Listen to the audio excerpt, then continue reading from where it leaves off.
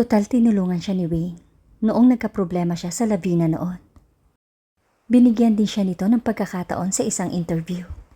Bukod pa dito, itinreat sila nito sa mamahaling restaurant.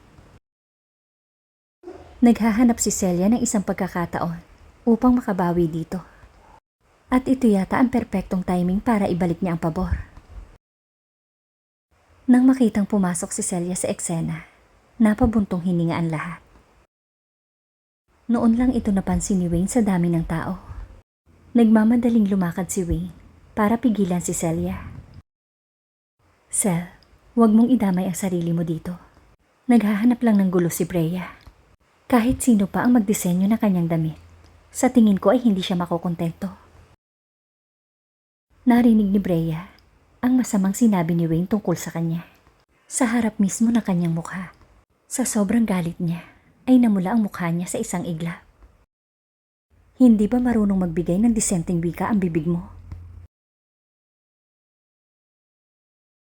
Dahil nasa harap niya si Celia, nahihiya si Wayne na sumagot.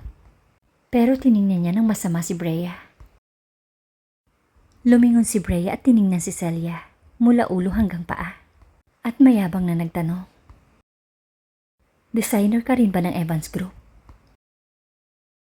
Umiling si Celia at tapat na sumagot, "Nandito lang ako para sa interview. Hindi pa ako opisyal na nagtatrabaho dito." "At ano ang iyong pangalan?" Sandaling nag-alinlangan si Celia. Ayaw niyang ihayag sa harap ni Wayne ang tunay niyang pangalan. Kaya bahagya siyang ngumiti at sinabi, "Miss Brea, Cel na lang ang itawag mo sa akin." Tumango si Brea at muling nagtanong, "Saan ka ba nagtatrabaho dati?" "Sa Lavina. Ito ay medyo maliit na kumpanya at wala akong masyadong karanasan sa pagtatrabaho. Ngunit sa palagay ko, maaari ko itong subukan." Nang marinig ito, hindi na iwasang pag-usapan ito ng karamihan. Maraming senior designer sa Evans Group, ngunit wala sa kanila ang nangahas na subukan. How dare this humble designer stand up to snatch the limelight? Siguro gusto nitong gumawa ng pangalan para sa kanyang sarili. Masyado niyang pinapahalagahan ang sarili niya. Walang pakialam si Celia sa kanyang mga narinig. Pero hindi nakatiis si Wayne, kaya napasigaw ito. "Shut up! Asawa siya ng matalik kong kaibigan. Magpakita kayo ng paggalang sa kanya." Natigilan ang mga tao kaya tumahimik sila. Hinangaan ni Brea ang katapangan ni Celia na harapin ang sitwasyong ito. Tumingin siya kay Celia nang may pasasalamat at sinabi, "Okay, you may give it a try." Noong una, gustong tanggihan ni Wayne ang kahilingan ni Brea. Ngunit pinag-isipan niya ito ng mabuti, bagamat hindi niya gusto ang kayabangan nito at dominanting aura. Kliyente pa rin ito ng Evans Group. Kung mapapatahimik ito ni Celia, ito ay ikabubuti ng lahat. Kaya pumayag siya. Ngunit hindi pa rin niya maiwasang mag-alala tungkol sa kung ano ang mangyayari. Naniwala siya sa kakayahan ni Celia. Tinitigan ni Wayne si Brea. Iniisip niyang dapat niyang protektahan si Celia. Kung maglakas loob si Brea na gumawa ng kahit ano kay Celia, gagawin niya ang lahat para pigilan ito. Hindi niya kayang panoorin si Celia na binubuli. Mas gugustuhin niyang mawala ng kliyente kesa hayaang mabuli ang asawa ng kanyang kaibigan. Hiniling ni Wayne kay Glenn na ikalat ang mga ito. Pagkatapos ay dinala niya sina Brea at Celia sa VIP room. Diretso sa punto si Celia at tinanong si Brea kung ano ang hindi nito gusto sa damit. Naiinis na sumagot si Brea. "Nasabi ko na kanina, ang kulay ay masyadong bulgar. Ang kalidad ng tela ay masyadong cheap. At ang bulaklak na ito." Iniikot ni Brea ang kanyang mga mata. Ayaw niyang magkomento sa rose na nasa kanyang damit. Tumango si Celia at nagpahiwatig na naiintindihan niya ang ibig sabihin ni Brea. Tiningnan niyang mabuti ang damit ni Brea. Pagkatapos ay seryoso niyang sinabi, "Ang damit na ito ay talagang hindi tugma sa'yo. Ngunit ang pangunahing problema ay hindi ang tela, kundi ang disenyo." Naglabas si Celia ng gunting mula sa kanyang toolkit na lagi niyang dala at walang pag-aalinlangang pinutol ang rosas sa dibdib ng damit. Alam niyang pinakaayaw ni Brea ang rosas na iyon. Napakahusay ng cutting technique ni Celia. Inalis niya ang rosas nang hindi nasira ang tela. Pagkatapos ay lumuhod siya at inipit ang ibabang bahagi ng damit bilang fishtail. Isa-isa niyang inalis ang mga brilyante sa laylayan at maingat na tinahi ang parte ng dibdib. Ang kanyang paggalaw ay tuloy-tuloy, parang confident siya sa ginagawa niya. Napaawang ang bibig ni Brea sa gulat. Natulala siya sa pagkakatayo at pinagmasdan ang bawat kilos ni Celia. Mabilis na natapos ni Celia ang pagbabago. Pagkatapos ay umatras siya ng isang hakbang at tinanong si Wayne, "Pwede bang makahingi ng sintron?" Hiniling ni Wayne sa kanyang mga tauhan na magdala ng iba't ibang uri ng sintron na mapapagpilian ni Celia. Dinampot ni Celia ang sintron na may brilyante at ipinulupot iyon sa bewang ni Brea. Hinawakan niya ang kamay ni Brea at pinaharap niya ito sa salamin. "Miss Brea, tingnan mo ang sarili mo sa salamin. Kung nasiyahan ka, sabihin mo sa akin." Tiningnan ni Brea ang kanyang refleksyon sa salamin at ang kanyang mga mata ay unang bumagsak sa kanyang payat na bewang na natatalian ng sintron.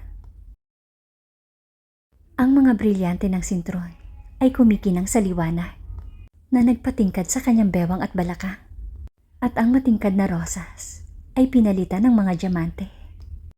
Napakasilaw ng mga ito. Ang kanyang matambok na dibdib at puwitan ay nagmistulang kaakit-akit na nagbigay pansin sa maliit niyang bewang. Ang itim na damit ay nagbigay sa kanya ng misteryosong hangin na ginawang mas maganda at mas sexy siya ngayon. Masasabing ang mga pagbabago ay nagdala ng mga pakinabang sa kurba ng kanyang katawan. Laking gulat ni Brea at hindi maitago sa kanyang mga mata ang saya. "Well done. I'm very satisfied." Natigilan din si Wayne. Napatingin siya sa magandang babae sa harap ng salamin na puno ng pagtataka. Pero ayaw niyang malaman ni Brea na sinubukan niyang maging kalmado. Pagkatapos ay bumaling siya kay Celia at sinabi, "Kailangang ibigay ko ito sa iyo, sir." Nang makita ang reaksyon ni Wayne, napabuntong hininga si Brea at iniiwas ang mukha ng walang sinasabi. Tila walang pakialam si Celia sa mga papuri ng mga ito. "Miss Brea, pupunta ka ba ngayon sa red carpet?" Tumango si Brea. "Satisfied ako sa damit. Pero bago pa ako lumabas, may isa pa akong gagawin." Sa takot na baka pahirapan ni Brea si Celia, mabilis na tumayo si Wayne sa harapan ni Brea. Pero hindi man lang siya nilingon ni Brea. Sa halip, lumingon ito kay Celia at sinabi, "Cel, I want you to be my personal designer from now on. Isa kang mahusay na designer. Hindi mo dapat sayangin ang talento mo sa isang kumpanyang malabo, tulad ng Evans Group. Ano sa tingin mo?" Napabalik si Celia sa pwesto. Alam niyang prangkang tao si Brea, pero hindi niya inaasahan na ganito ang sasabihin ni Brea sa harap ni Wayne. "What the hell are you talking about? Paano mo nagawang sulutin ang designer ko sa harapan ko? At sino ang nagsabi sa iyo na malabo ang Evans Group? Ganito ka ba pinalaki ng magulang mo? Asan ang ugali mo?"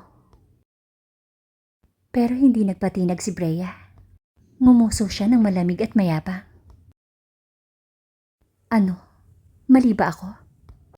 Dahil hindi disenteng lalaki ang tagapagmana ng Evans Group, medyo malabo ang prospect ng kumpanya." Galit na galit si Wayne ngayon. Kung nalaman ko lang ito ng mas maaga, hindi ako papayag na baguhin ni Sel ang damit mo. Kahit na ang isang baliw, hindi magugustuhan ang babaeng katulad mo. Nanginig sa galit si Brea ng sandaling iyon. Agad na tinakpan ni Celia ang kanyang tenga at hinikayat ang dalawa. Pwede bang tumigil muna kayo? Pareho kayong big shot. Bakit hindi kayo umupo at mag-usap ng maayos? Hindi kaya ni Celia na ipagpatuloy ang panonood kina Brea at Wayne na nag-aaway na parang mga elementary students sa kanyang harapan. Hindi niya akalain na magiging napaka-childish ng isang bituin at isang mayamang binata. Doon lang napigilan ni Brea ang galit. Tiningnan niya ng masama si Wayne. Para sa kapakanan ni Celia, papakawalan kita pansamantala. Pansamantalang humupa ang laban. Maya-maya ay nagsalita ulit si Brea. Sel, isipin mo ang sinabi ko sa'yo. Sobrang sincere ako dito. Narinig mo na siguro ang tungkol sa akin. Wala pa akong nakilalang designer na tulad mo na makakabasa sa iniisip ko. Hindi mo ba gustong sulitin ang iyong talento? Tumingin si Celia kay Wayne at nag-aalalang sinabi. Pero na-interview na ako ng Evans Group. Hindi itinuring ni Brea na problema ito. Isang interview lang yon at wala iyong ibig sabihin. Hindi ka pa naman pumipirma ng kontrata, di ba? At saka, kahit opisyal ka na kinuha ng Evans Group, kaya pa rin kitang sulutin. Medyo nakaramdam ng hiya si Celia. Hindi yun maganda. Bago niya matapos ang kanyang mga salita, sumabat si Brea. Kung ano man ang offer ng Evans Group, gagawin ko itong doble. Nagningning ang mga mata ni Celia, na tila nagpapahiwatig na nagsisimulang mag-alinlangan ang kanyang isip. Kung tutuusin, kapos talaga siya sa pera ngayon. Napansin ni Wayne na parang natutukso si Celia sa pera, kaya nag-offer din siya. Sel, gagawin kong triple ang sahod mo. Nang makitang nag-aaway na naman ang dalawa, tinakpan niya ang kanyang mga tenga. Buti na lang at kumatok si Folly sa pinto. Brea, ready ka na ba?